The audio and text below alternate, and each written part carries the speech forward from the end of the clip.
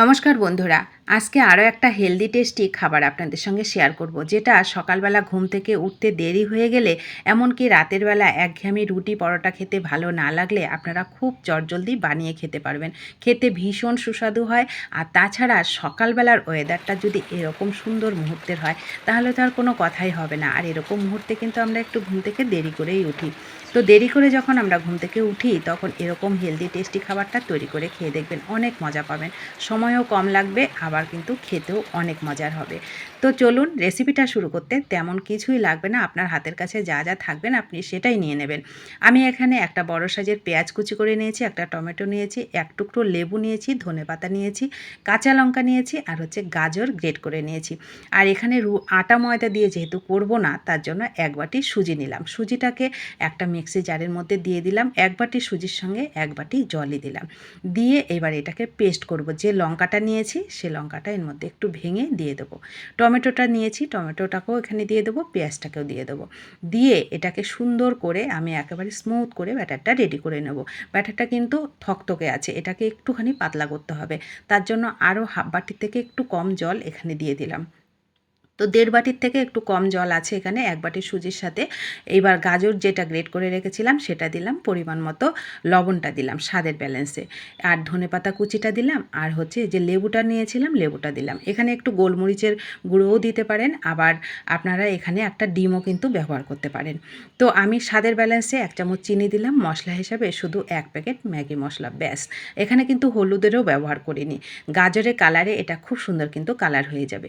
একটুখানি মেখে নিয়ে এর মধ্যে হাফ চামচ মতন জিরে, সাদা জিরে, আর হাফ চামচ মতন বেকিং পাউডার দিয়ে দিলাম। বেকিং সোডা নয় কিন্তু, বেকিং পাউডারটা দিলে খুব সুন্দর সফট হবে, খাবারটা নরম থাকবে দীর্ঘক্ষণ।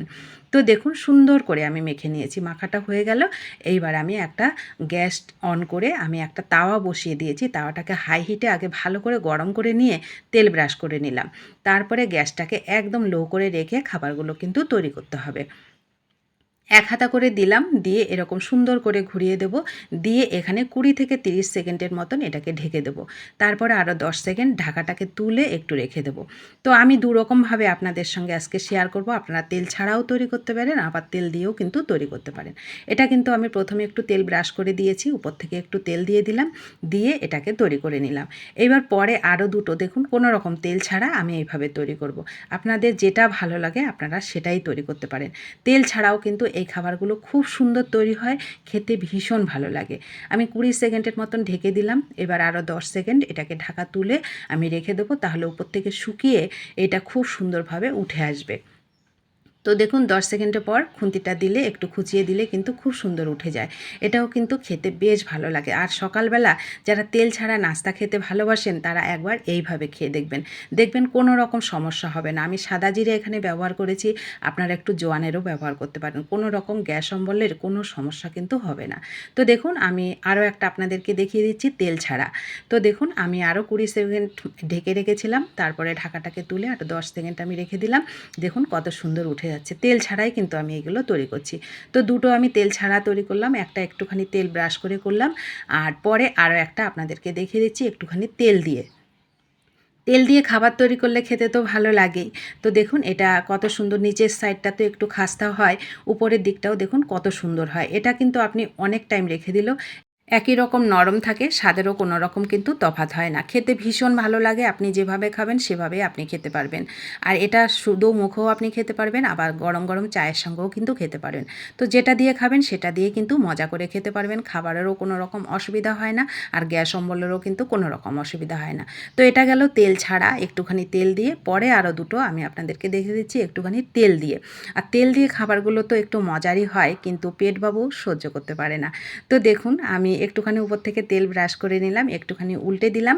এইবার একটুখানি হাফ চামচ মতন তেল এখানে দিয়ে দেবো। দিয়ে এটাকে দু পিঠ একটু বেশ ব্রাউন কালার করে ভেজে নেবো। সেক্ষেত্রে কী হবে, দুই সাইডটাই একটু হালকা খাস্তা হবে। আর এই যে পেঁয়াজ দেওয়া আছে, পেঁয়াজের একটা ভাজা খুব সুন্দর একটা ফ্লেভার হবে। পেঁয়াজের ফ্লেভারে আপনার খেতে আরও বেশি ভালো লাগবে। তো দেখুন আমি এটাকে দুই পিঠ একটু সুন্দর করে ভেজে নেব। দুই পিঠটাই একটু হালকা খাস্তা খাস্তা হয়, একটু ক্রিস্পি হয় খেতে। এটাও খেতে কিন্তু শুধু মুখেও দারুণ লাগে। তো একইভাবে পরে যে দু তিনটে আছে আমি একইভাবে এরকম সুন্দর করে একটুখানি তেল দিয়ে তৈরি করে নেব। তো কেমন লাগলো আপনাদের কাছে এই ছোট্ট সহজ রেসিপি দুটো অবশ্যই কমেন্ট করে জানাবেন। ভালো লাগলে বাড়িতে তৈরি করে খেতে কিন্তু ভুলবেন না, তবে এর স্বাদটা বুঝতে পারবেন কতটা মজাদার। তেল ছাড়া নাস্তাটাও অনেক বেশি মজার হয়, আর তেল দিয়ে খাবারটা তো আরও বেশি মজার হয়। তো অবশ্যই তৈরি করে খাবেন, আপনাদের প্রিয়জনদের কাছে শেয়ার করবেন। নতুন বন্ধু হলে চ্যানেলটা সাবস্ক্রাইব করে প্লিজ আমার পাশে থাকবেন। আর ভিডিওটা ভালো লাগলে প্লিজ ভিডিওটিতে একটা লাইক করবেন। আপনাদের একটা লাইক অনেক দূর এগিয়ে যেতে আমাকে সাহায্য করবে। তো দেখা হবে নতুন কোনো রেসিপিতে। ততক্ষণ অবশ্যই সকলে ভালো থাকবেন, সুস্থ থাকবেন এবং আনন্দে থাকবেন।